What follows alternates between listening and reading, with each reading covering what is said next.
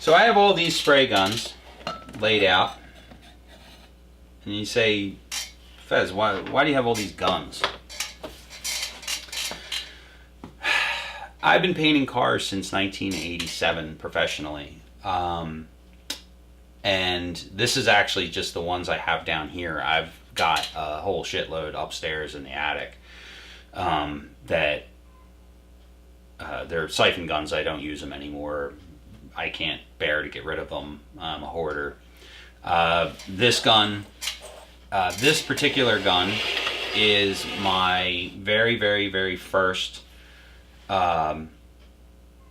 gravity feed gun that I purchased in 1991. I was forced to buy this gun by my employer at the time. I worked for a high production facility. I was a painter's helper. I wasn't even a painter there. I was the kid that got screamed at all the time for everything. I can't use this gun anymore. It's wore out. Internally, it's worn out. It's almost 30 years old. It's been cobbled together so many times. It's just not something that. It's a conversation piece for me now. Mainly, I had it signed in 2007 by Billy Lane before he went to jail, and Dave Perowitz. Both of those guys are motorcycle builders. Oh, and Chopper King, whoever the hell he is. So I just wanted to show that gun, or this gun, off because I'm an attention whore. Up until the last day I was working at the body shop, I was using this gun here. This is a sharp razor. This is a fine gun. They are absolutely 100% suitable for any professional sprayer, painter, car painter. This is absolutely a professional gun. These are like $500, give or take a little bit. They're all stainless steel. These have a very interesting needle and fluid setup. They have an adjustable needle, and they also have a Teflon needle where it seats up against the fluid nozzle. So here's your air cap, and yes, my guns are dirty. I know that. It's got nice big threads because these have a tendency to get jammed on.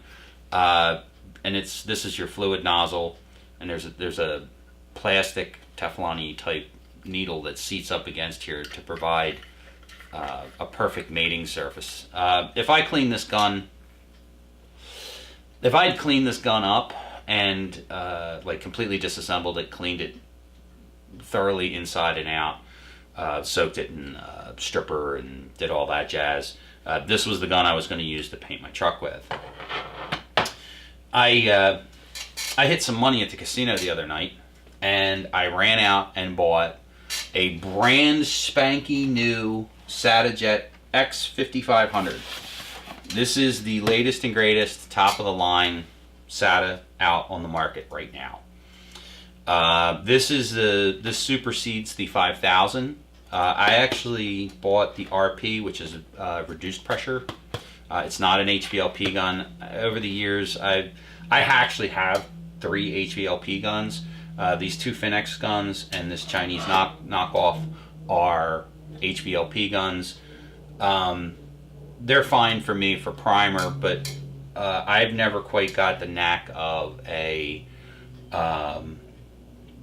HVLP gun for spraying clear finished primer or finished paint, single stage or base clear. I just never got the hang of it. They're very slow. This SATA is a very fast gun, which means it blows a lot of paint out, and you have to move really quick with it. I haven't used it yet. As a matter of fact, this is kind of like an unboxing video. I broke the seal on this gun at the shop. At the shop where I bought it, it has a little hologram seal on the top. And it has a scratchy thing for your, you have to scratch these off, and then you can send in your warranty information. I already opened the box because the battery died on my camera. So there's a couple things with this gun that are really kind of cool. One is it doesn't come with a cup. All these guns have traditional aluminum cups. This gun does not come with a cup. You can get one. I chose not to get a cup with it because I'm a slob, and I would rather just use a cup till it's not usable and then throw it out. So SATA has this, it's called the RPS system. Now, let's see here. It came relatively well packed. For the list price on this gun is $925. What are you getting for $925? You're getting German precision. SATA is kind of the go-to for all spray equipment in my mind. I've had every different type of iteration of spray gun, all the way from knockoff Binks number 7s that I bought at Harbor Freight to the SATA knockoffs. This is a knockoff of the SATA 1000. This is a developerless finish line, which is their bargain brand. I bought this gun to spray high viscosity primers out of because my razors were not spraying the high viscosity primer the way I wanted them to. At the time I was the painter, I worked with a body man whose idea of finished body work was 80, but it was like 36 scratches. It was a nightmare working with that particular painter, or with that particular body guy. I actually worked with 3 body men that insisted on that their job was to finish body work in 36, and the rest of it was my problem. And whatever, it is what it is. Those guys are dead. So it came with 2. I thought it was supposed to come with 3. It came with 2 of the RPS lids and 2 RPS cups. Now this is the 0.9 liter cup. These cups have to be assembled to be used, but you can mix right in the cup. They're graduated, proper graduations. It came with some instructions, which I will read because I'm not totally familiar with the RPS system. Came with this warranty card, which I absolutely will fill out. Came with this is the warranty information. You gotta love it. Comes in 10 different languages, and quite frankly, English isn't the first language. Yes. And it tells you what you have different warranty options in different countries. It also came with this cool book. I'm actually going to read this. I've never gotten an instruction booklet this thick with anything short of, well, it's because it's in 6 different languages. All right. It comes with the gun breakdown. Okay, these are vitally important. Don't ever throw these away. These guns are designed to be rebuilt over and over and over again until you've worn out the machine parts. Now you ask, what makes a spray gun worth $925? It's a pretty simple question to answer, and the answer is quality of build quality. So the razors and the regular developerless guns are very high quality build. They're all stainless steel. They're designed to be used with waterborne paints. They are industrial. It's industrial equipment. My Chinese SATA knockoff, on the other hand, while the fit and finish isn't horrible, I paid $45 for this gun. I don't remember. I got it off of Amazon. It was $45. I needed a gun to spray high viscosity paint with because this one was not working properly because I left paint in it. So I bought this one.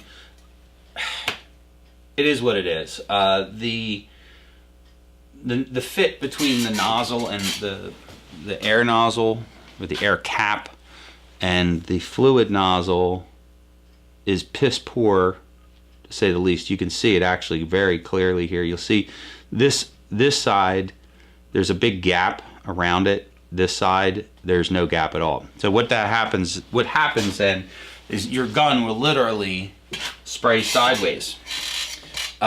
These holes, while they're supposed to be precision drilled, they are not. They all have burrs on them. I don't know what they use to drill them. They're all spaced improperly. They're not spaced right. These guns, these $45 guns, these are built as fast as they can build them, assembled by kids chained to chairs in China, and that's why they're $45. This gun, which we will now emerge, on the other hand, is the finest in German engineering. These guns are all, supposedly, these guns are all pre-assembled, or they're assembled at the factory, and somebody shoots paint out of them. They're then cleaned and then put back into put into service that way. Now, the difference between these two guns, to be honest with you, there is no comparison between the $45 Chinese knockoff and the $900 original. If I was actually painting cars for a living again, I wouldn't have bought this gun. When I was working in a production facility, when I was working in the last shop I was working at, my guns were getting abused. They just really were. This thing is just gorgeous. This is a jewel. The nozzle comes off in like maybe 3/4 of a turn. It's got huge. It's actually got lube on it. It's a huge threads because you're constantly taking this on and off. These holes are precision drilled. They're also precision drilled at an angle, and that angle is very important to get the proper atomization for the gun. The SATA comes with a pretty interesting option. It comes with an I tip and an O tip. I chose the I tip. Now the I tip provides a perfectly linear spray pattern. The O tip provides or comes with a traditional oval spray pattern. I wanted to try it. I always liked the Razor because when I first got the Razor, it had a pretty straight, square spray pattern, and I really kind of liked that. I haven't done anything to this. This is the unboxing video for this. The gun itself is all stainless steel, but it's coated with a special coating that paint's not supposed to stick to help you clean it, or help it stay cleaned. The air caps have a tendency to collect, because there's so much air pressure coming out of them. There's a low pressure area around the front of the cap, and then you'll get paint buildup on the horns. This gun's not supposed to do that. This gun is also supposed to be significantly quieter than a traditional spray gun.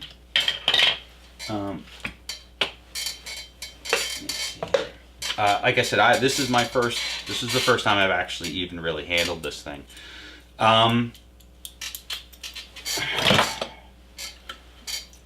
Ergonomically,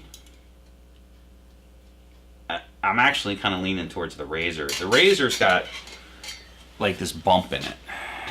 Okay, it's kind of like a sexy shape to it. The SATA is square-sided. Okay, but it still feels good. I mean, it feels really good, actually. The other nice thing with the SATA is this is designed for one-handed operation. So you can actually run, this is your spray pattern. So if you're spraying something and you've got too wide of a pattern and you need to tighten it up, you can instantaneously do that with just a turn of the, just a little, and it'll change the spray pattern, which is kind of cool. And it's right there. It falls right at your finger. It's like the magazine release on your 45. I actually often compare. I compare spray guns to firearms. I'm a firearms enthusiast, so for me, it's kind of. They're very similar in their design.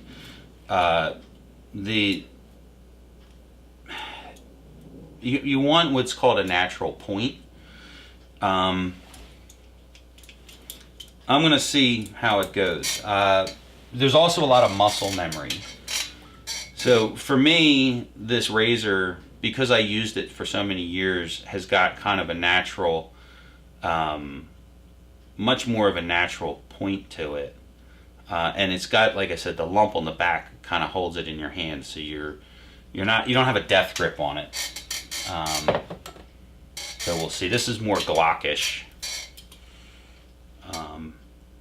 in its feel, which is great because I have a bunch of Glocks. But so this is what you control your fluid output.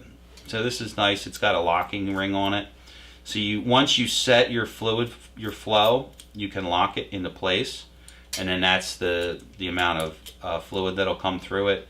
And this is your air regulator.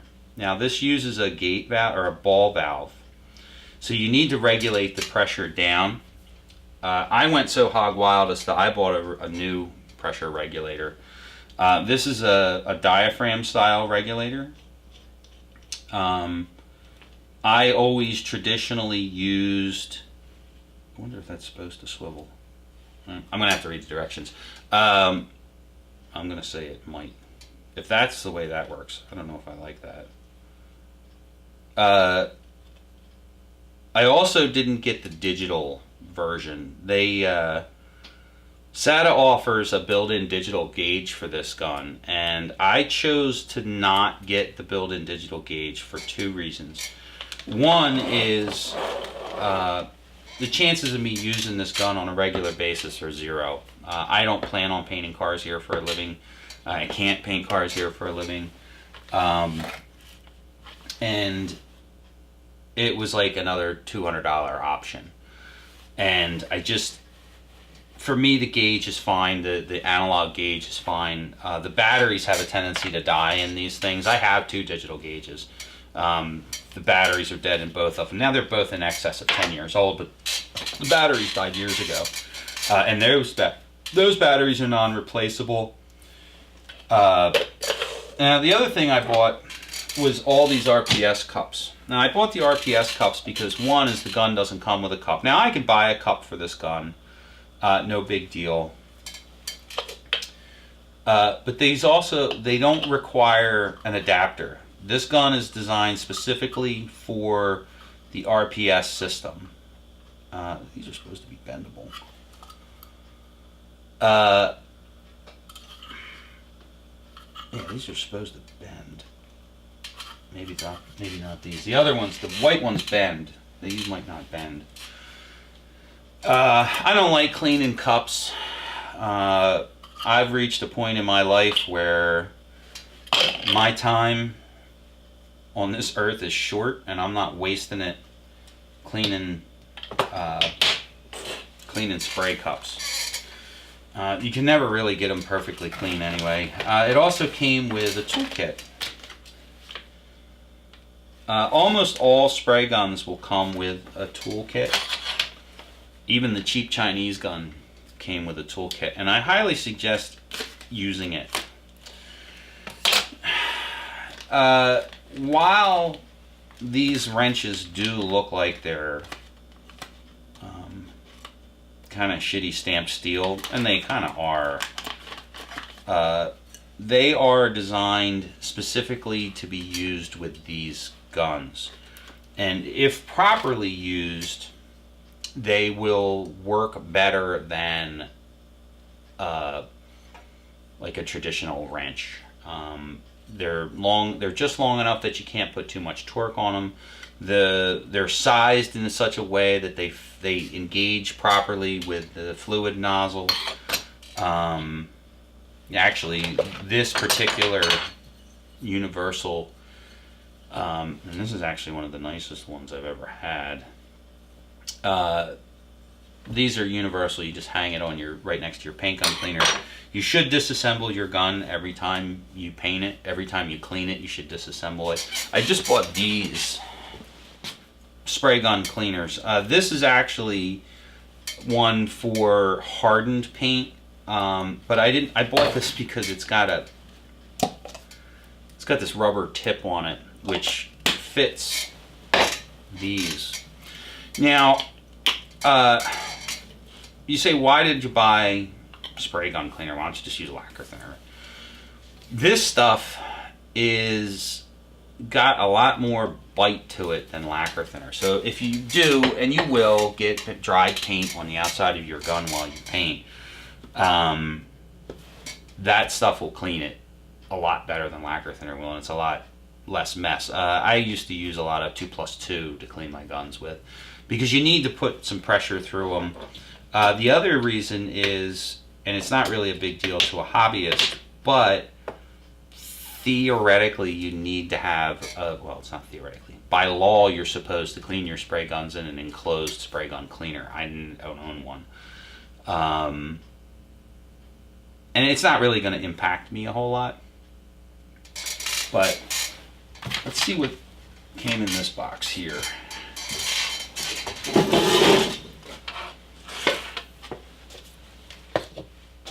I'm going to hang on to this cup. This is the 1 liter cup, or 0.9. Now, I bought a whole bunch of, I bought this box full of 0.6 liter cups. I bought the smaller cups because I'm never going to be spraying cars professionally. So these are the smaller cups, and that's a lot of paint to be spraying. It really is. I mean, that's, with this gun, with this transfer rate, this is probably, I'd probably have to switch out like halfway through. So what I would do is, or what I plan on doing is, if I'm doing a full dip, I'll have these already set up, and then just run over, grab a new one, slap it on, and keep painting. You can mix in a big cup and put it into the little ones, and then as soon as you're done with it, throw it away and get another one. So these actually are pretty cool because they have double filtration systems.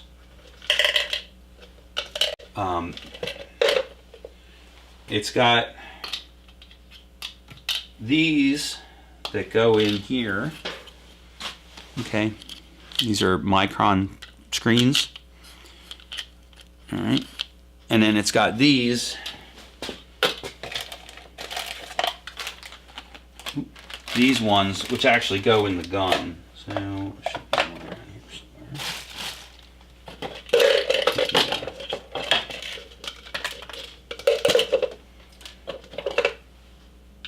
Yeah.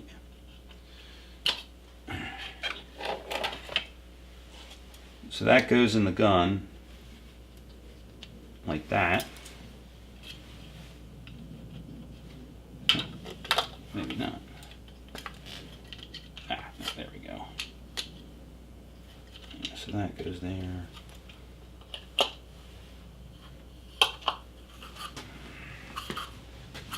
So this has several different filters before you get to the gun itself.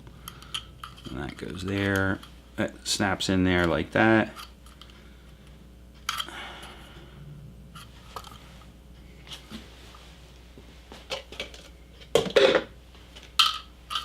This goes in here.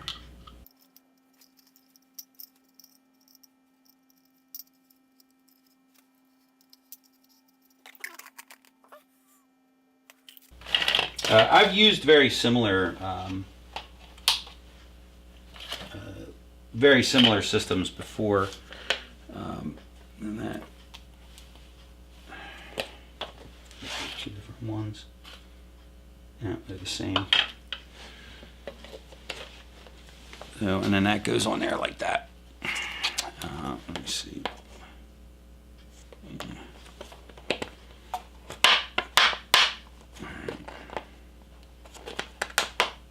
So you can hear it. It goes. That's sealed. And that's open to allow the proper amount of air flow through. If you don't open that valve, you run out of paint. And like I said, I really like the idea of the disposable cups. It was always kind of like a bugaboo for me. I'm gonna put this beauty away.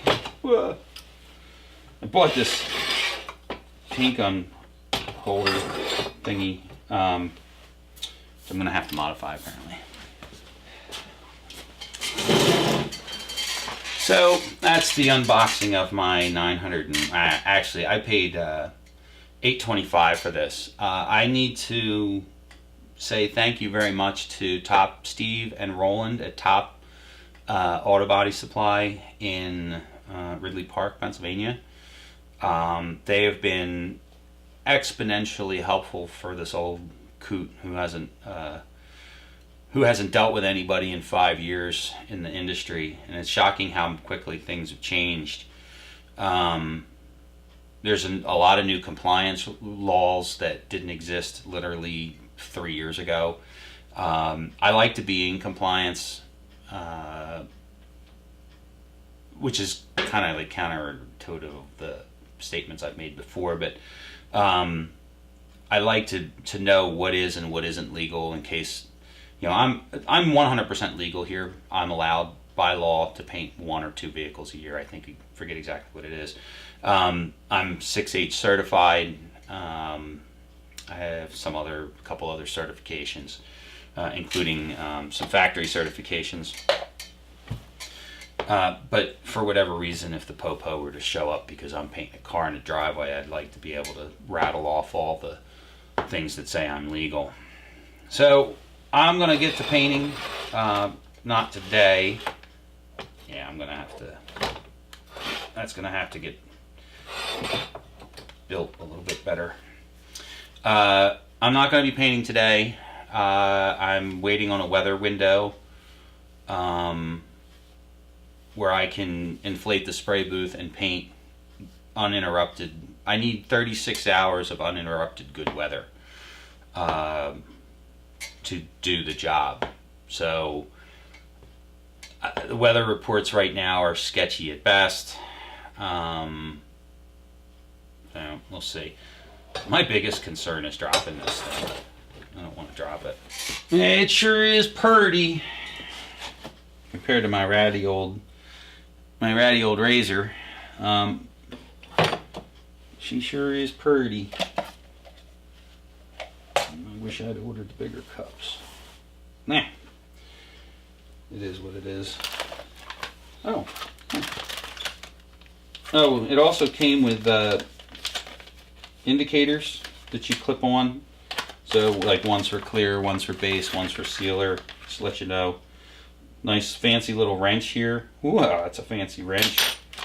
The obligatory cleaning brush and a strainer. So this is a regular strainer. And this is a fancy pants cleaning brush. Never seen one done like that. That's pretty cool. Alright.